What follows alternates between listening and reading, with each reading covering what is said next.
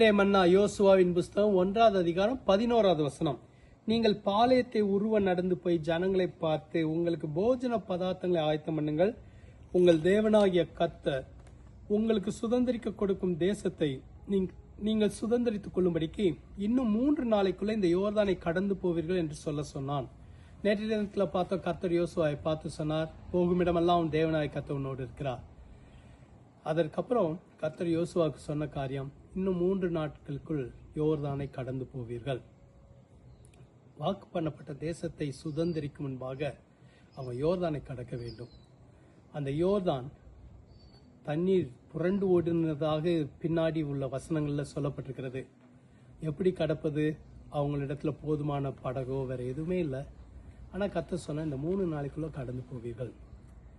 கர்த்தர் உங்களோடு கூட இருக்கும்போது கடினமான யோர்தானை கடந்து செல்வதற்கு உதவியாயிருக்கும். கர்த்தர் யோசுவாவோடும் கர்த்தருடைய ஜனங்களோடும் கூட இருந்தபடினால் யோர்தானை கடப்பதற்கு உதவி செய்தார். வேதத்தில் சொல்லப்பட்டிருக்கு, அவங்களுடைய ஆசாரியர்களுடைய கால்கள் தண்ணீரில் பட்டவுடனே யோர்தான் 2ஆக பிரிந்து வழிவிட்டது. உங்களுடைய வாழ்க்கையில கூட உங்களுக்கு முன்பாக நிற்கிற யோர்தானை கர்த்தர் பிரிந்து போக பண்ணுவார். ஏன் தெரியுமா? உங்களோடு இருக்கிற ஒரு பெரியவர், அவர் உங்களோடு கூட இருக்கிறார். அவர் உதவி செய்வார். நீங்க யோர்தானை கடப்பீங்க. ஜெபிக்கலாமா? எங்களை அதிகமாக நேசிக்கிற நல்ல ஆண்டவரே, இந்த நல்ல வார்த்தைக்காக நன்றி.